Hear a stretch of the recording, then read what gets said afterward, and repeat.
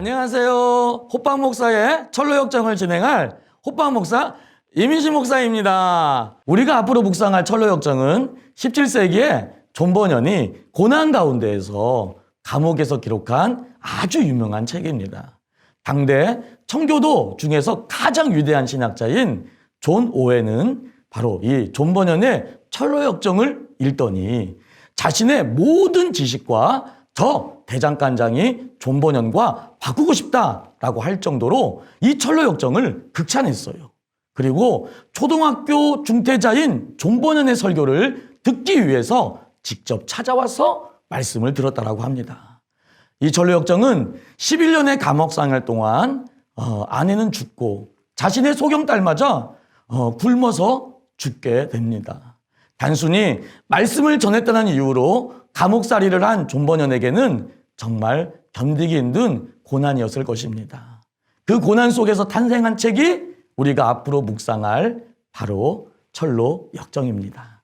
오늘은 우리가 처음 예수를 믿을 때 우리 안에 나타나는 영적인 변화 과정을 하나하나 존 버년의 철로역정을 통해 소개하고자 합니다. 그럼 먼저 영상을 함께 시청하죠.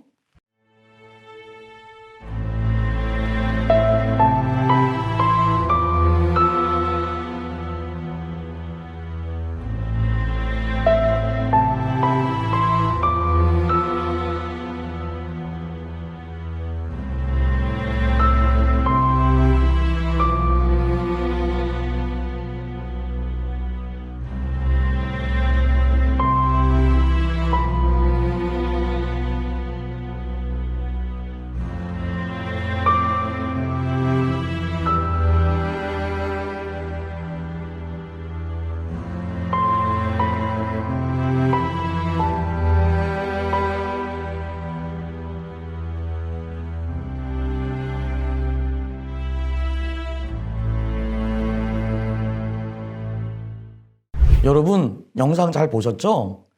철로역정의 첫 장면은 한 죄인이 영적으로 깨어나는 과정을 보여주고 있습니다. 이것은 우리가 예수를 처음 믿고 교회로 처음 나올 때의 우리의 영적 변화 상태를 얘기해 주고 있어요. 첫 번째, 우리에게는 어떤 변화가 일어날까요? 누더기 옷을 입고 있는 한 남자에서 시작하고 있지요. 그래요. 영적 세계의 눈이 열리면 가장 먼저 자신의 비참한 상태를 깨닫게 됩니다. 세상에는 다 죄가 없다라고 얘기하는 사람들이 많아요. 그래서 교회를 못 나오는 것이죠. 그런데 우리 예수님이 얘기했어요. 나는 죄인을 부르러 왔다고. 그리고 건강한 자에게는 의원이 쓸데없지만 병든 자에게 의원이 쓸데있다라고 얘기했죠. 그래요. 바로 이 내가 누더기 옷을 걸치고 있다라는 것, 바로 이것이 자신의 죄인됨을 깨닫는 것인데요. 이거는 인간의 힘으로 되지 않습니다. 오직 하나님께서 우리에게 나의 죄인됨을 보여주어야만 우리가 누더기 옷을 입고 있는 것을 보게 되는 것입니다. 이것이 첫 번째 영적 자각입니다. 두 번째를 보게 되면은 자신의 집으로부터 얼굴을 돌리고 있는 바로 그 한 사람을 보게 됩니다. 이것은 과거의 삶에서의 돌이키고 싶다라는 표현이에요. 지금까지는 죄의 즐거움을 누리고 살았지만 더 이상 죄된 삶이 아닌 다른 삶을 살고 싶다라는 욕구가 올라옵니다.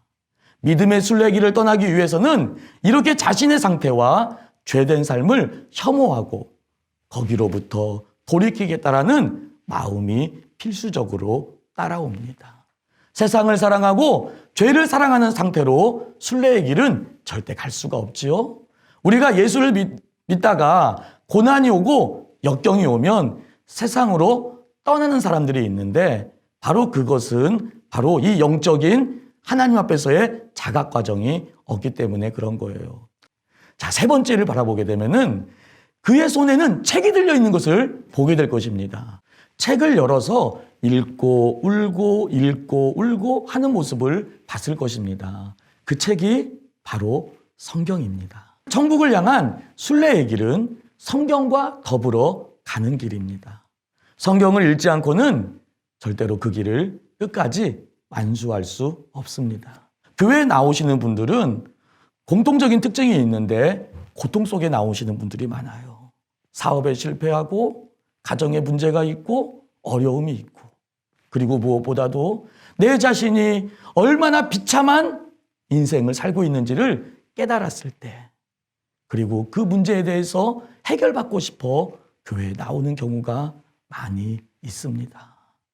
단순히 지식으로 하는 피상적인 구원과 피상적인 자유는 교회 생활을 하다가 어려움이 생기면 교회를 떠나게 되는 그런 이유가 됩니다. 다섯 번째를 바라보게 되면 더 이상 억제할 수 없어서 내가 무엇을 해야 합니까? 라고 울부짖는 순례자의 모습을 보게 될 겁니다.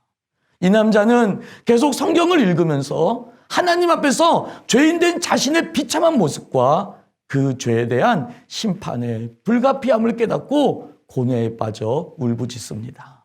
이것은 심령이 부드러워지고 있는 것을 보여주고 있어요. 바로 구원의 모든 과정은 하나님의 은혜의 시작인 것이죠. 그래서 구원은 100% 하나님의 은혜로 주어진다라고 말씀하고 있는 것입니다. 우리 주변에 이렇게 영적으로 깨어나서 내가 무엇을 해야 합니까? 라고 고통으로 신음하는 영혼들이 많이 있습니다. 그리고 그들에게 바로 전도자가 필요하죠. 각성된 영혼에게 내가 어떻게 해야 합니까? 내가 어떻게 해야 구원을 받습니까? 라고 고통하고 신음하는 영혼에게 바로 교회로 이끌 전도자.